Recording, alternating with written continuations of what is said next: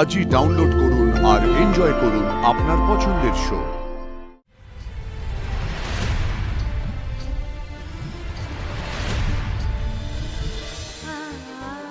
আশির 9 মাসের স্বাদ ছিল।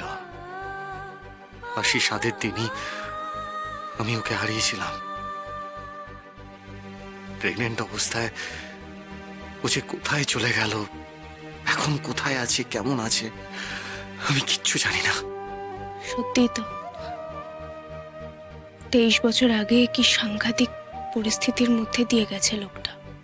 নিজের বাড়ির লোক, স্ত্রী, সন্তান সবাইকে হারিয়েছে। আবার তার উপর ওনার স্ত্রীকে আমার মতো দেখতে। ওনার তো উতলা হওয়াটাই স্বাভাবিক, কিন্তু এইসব নিয়ে আমি কেন এত ভাবছি, কেন নিজেকে এসবের মধ্যে চড়াচ্ছি? ওনার স্ত্রীকে আমার মতো দেখতে বলে নাকি? তুমি হয়তো আমার হারিয়ে যাওয়া সেই সন্তান।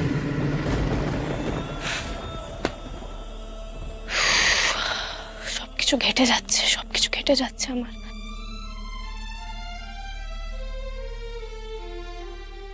বাবুই, আমি জানি না তুই কি ভাবছিস, কিন্তু তুই যাই ভাব না কেন, সাক্ষ্যজিৎ চ্যাটার্জিকে আমি কখনো বিশ্বাস করি না।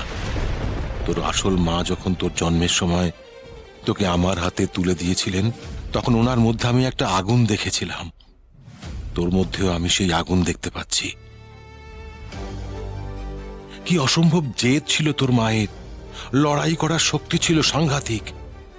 শেষ মুহূর্ত অব্দি উনি হাল ছাড়েননি। কিন্তু ওই সাক্ষ্যজিৎ চ্যাটার্জি একজন সংশোধনাগারে থাকা আসামি। হয়তো ওই লোকটাই 23 বছর আগে তোকে আর তোর মাকে মারতে গুন্ডা পাঠিয়েছিল। আমি যদি বলে দিই সাক্ষ্যজিৎ তোর আসল বাবা, তাহলে তোর বিপদ হতে পারে।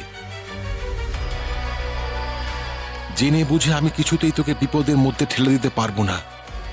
সবচেয়ে বড় কথা, নিজের বুকে আগলে অঞ্জলির সমস্ত অপমান সহ্য করে আমি তোকে বড় করেছি। তোকে যে আমি কিছুতেই হারাতে পারবো না রে মা।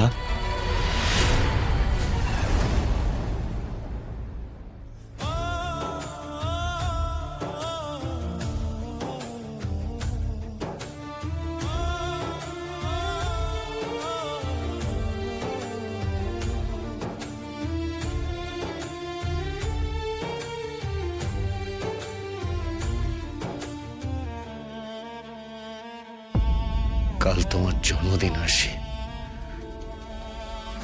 প্রতি বছর এই দিনটা এলে নিজেকে আরো বেশি একা লাগে। লোকে বলে সময়ের সাথে সাথে নাকি সবকিছু ঠিক হয়ে যায়। কই, আমার বেলা তো সেটা হলো না। যত দিন যাচ্ছে আমার ভেতরের ক্ষত আরো বেশি করে তাজা হয়ে উঠছে।